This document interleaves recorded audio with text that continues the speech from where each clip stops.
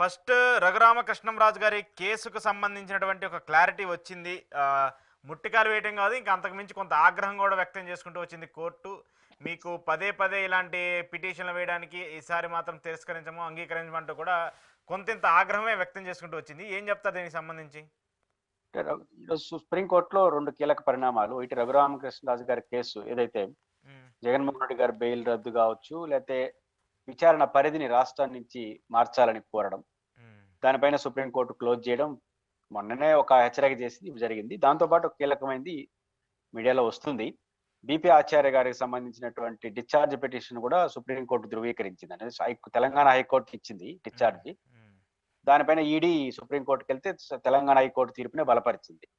ఇది చాలా కీలకమైంది. ఉమ్, చాలా మంది దృష్టిలో రఘురామకృష్ణరాజు గారి కేసు కీలకంగా చూస్తారు, ఓకే. కానీ బీపీ ఆచార్య గారి కేసు చాలా కీలకంగా ఉంటుందనేది మనం గమనంలో పెట్టుకోవాలి. ఎందుకంటే ఉమ్, బీపీ ఏంటి సమస్య? ఉమ్, ఇప్పుడు జగన్మోహన్ రెడ్డి గారికి బెయిల్ రద్దు కానీ రాష్ట్ర పరిధి దాటమని, ఏరే పరిధికి ఇమ్మని చెప్పి కానీ విచారణ పరిధిని ఏదైతే చెప్తున్నారో ఉమ్, అది ఆచరణ సాధ్యం కాదనే విషయం అందరికీ తెలుసు. ఎందుకంటే బెయిల్ రద్దు చేయడం అనేది అంత సులభం కాదు. బెయిల్ ఇవ్వడం అనేది విచక్షణ అధికారం. బెయిల్ రద్దు అనేది ప్రాపర్ రీజన్స్ ఉండాలి. ఉమ్, కానీ జగన్మోహన్ రెడ్డి గారి దృష్టిలో బెయిల్ రద్దుకి ఎలాంటి రీజన్స్ కనపడవు. ఇది ఫస్ట్ పాయింట్. రెండో పాయింట్, రాష్ట్రం పరిధి దాటాలి అంటే, మార్చాలి అంటే రాష్ట్రంలో ఆ వ్యక్తి చాలా ఇంపార్టెంట్ వ్యక్తిగా ఉండి దాన్ని ఇన్ఫ్లుయెన్స్ చేస్తాడు, ఇట్లాంటివి ఏదైనా కొన్ని ఉంటాయి. ఉమ్, ఇప్పుడు ఈయన ఆ రాష్ట్ర పరిధిలో అన్నాడు జగన్.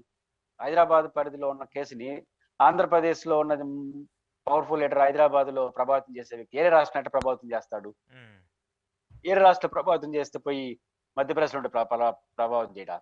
కాబట్టి ఈ రెండు ఇల్లాజికల్ గా ఉన్నాయి కాబట్టి కోర్టు సాధారణంగా తిరస్కరించింది. ఉమ్, ఇది కన్నా కీలకం, డిశ్చార్జ్ పిటిషన్ ని తెలంగాణ ఇచ్చిన హైకోర్టు తీర్పుని యాక్సెప్ట్ చేయడం అనేది చాలా కీలకం బీపీ ఆచార్య గారి కేసులో. ఉమ్, బీపీ ఆచార్య గారు ఐఏఎస్ ఆఫీసర్. అంటే జగన్మోహన్ రెడ్డి గారి కేసు ఏంటి? జగన్మోహన్ రెడ్డి గారి కేసు ఏంటంటే రాజశేఖర రెడ్డి గారు ముఖ్యమంత్రిగా ఉన్నప్పుడు కొన్ని జీవోలు, అంటే విధాన నిర్ణయాలు తీసుకున్నారు. ఎందుకోసం తీసుకున్నారు అంటే కొంత పారిశ్రామికవేత్తలకు లబ్ధి చేకూర్చడం కోసం తీసుకున్నారు. దానికి డైరెక్ట్ గా లంచం ఇవ్వకుండా హిట్ ప్రోక ప్రకారం జగన్ గారు ఆయన కుమారుడు కంపెనీలో పెట్టుబడులు పెట్టారు. ఉమ్, అంటే జీవోలు ఇవ్వడం ఇల్లీగల్ కదా, ప్రజలకు మోసం చేసి ప్రజల ఆస్తులు నష్టం చేయడం. కాబట్టి ఆ జీవోలు ఇల్లీగల్ గా వేసిన ఐఏఎస్ ఆఫీసర్లు దాన్ని సహకరించారు కాబట్టి వాళ్ళపైన కూడా కేసు. ఉమ్, ఇది కేసు.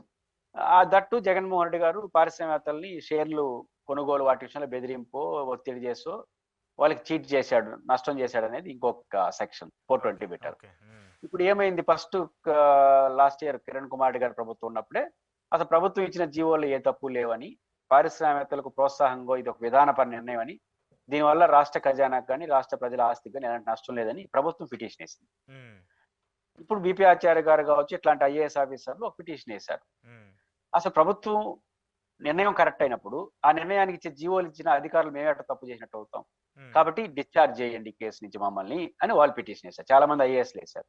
ఓకే.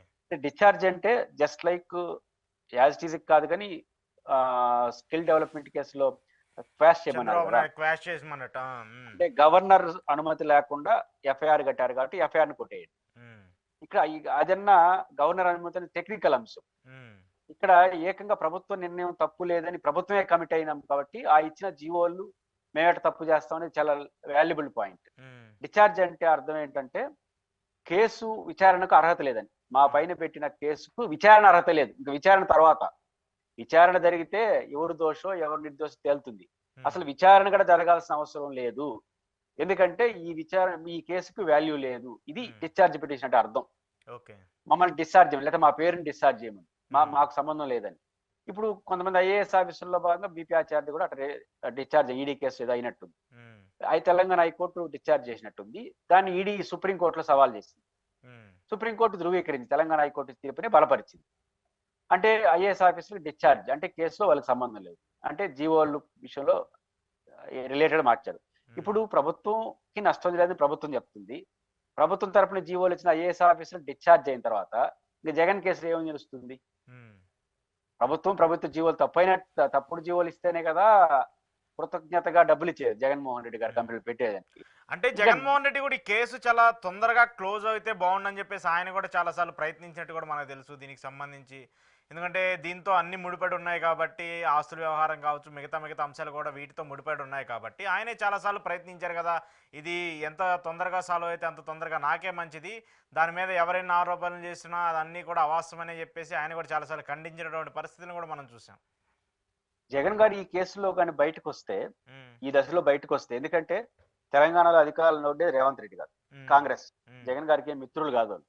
శత్రువులు కాకపోయినా మిత్రులు అయితే కాదు. ఉమ్, ఉమ్, ఉమ్, రెండోది ఆంధ్రప్రదేశ్ లో ఏకంగా ఆయన ఎనిమి ప్రభుత్వం అధికారంలో ఉంది రాజకీయంగా. ఉమ్, కేంద్రంలో కూడా బీజేపీ ఎనిమి ప్రభుత్వం, కూటమి ప్రభుత్వం, ఎన్డీఏ కూటమి. ఈ దశలో సిబిఐ నుంచి అటు వస్తే జగన్మోహన్ రెడ్డికి విలువ ఎక్కడో పెరిగిపోతుంది. ఉమ్, కేవలం ఈ ఇబ్బందిని తొలగించడం కాదు, పరిశ్రమలు రన్ చేయడంలో ఇబ్బంది.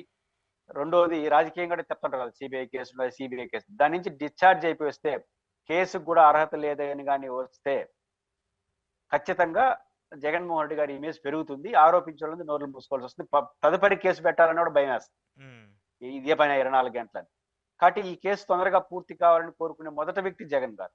వీటి లాభ నష్టాలే కాదు, ఆయన క్లియర్ గా తెలుసు ఈ కేసులో మనకేమీ కాదని. ఉమ్, ఇప్పుడు బీపీ ఆచార్య గారికి రిలీఫ్ కి సంబంధించినటువంటి ఇచ్చిన సుప్రీంకోర్టు తీర్పు ద్వారా 2 విషయాలు పునరావృతమవుతాయి కదా. ఒకటి, ఐఏఎస్ లో రిలీఫ్ వస్తారు, ప్రభుత్వం తప్పు చేయలేదని చెప్పింది. ఇంకా జగన్ గారు ఈజీగా బయటపడిపోతాడు, డిశ్చార్జ్ అయిపోతుంది. కేసు విచారణ కూడా జరగకుండానే జగన్ గారి కేసు డిశ్చార్జ్ అయిపోతుంది. ఉమ్, స్పీడ్ గా విచారణ జరిగితే, ఏ విచారణ, డిశ్చార్జ్ పిటిషన్ పైన విచారణ జరిగితే. రెండోది ఇంకోటి ప్రూవ్ అవుతుంది అశోక్ గారు. చాలా మంది ఏమంటున్నారు, సిబిఐ వాళ్ళు సవాల్ చేయట్లేదు. ఇప్పుడు సిబిఐ సవాల్ చేసింది. తెలంగాణ హైకోర్టు బీపీ ఆచార్య గారికి ఇచ్చినటువంటి రిలీఫ్ ని సుప్రీంకోర్టులో ఈడీ అయినా సవాల్ చేసినట్టుగా మనకు వార్తలు వస్తున్నాయి. ఉమ్, మరి ఈడీ సవాల్ చేసినా రిజెక్ట్ చేశారంటే కేసులో వాల్యూ లేదని కదా అర్థం. అవును. కాబట్టి వాళ్ళు ఇక్కడ సిబిఐ జగన్మోహన్ రెడ్డి గారి కేసులో సవాల్ చేసినా అదే అంటే తీర్పులే వస్తాయి. ఉమ్, కాబట్టి జగన్మోహన్ రెడ్డి గారి కేసు నిలవదు. ఉమ్, ఎంత సీరియస్ గా నిలవదు అంటే విచారణ కూడా జరగకుండా డిశ్చార్జ్ అయిపోతుంది ఈ కేసు అని దీన్ని బట్టి అర్థం అవుతాను. ఇంత క్లియర్ గా తనకు అనుకూలంగా కేసు ఉందని జగన్ గారు తెలిస్తే ఏ ముద్దాయిని ఏం కోరుకుంటాడు, తొందరగా పూర్చాలని కోరుకుంటాడు. ఉమ్. కాబట్టి జగన్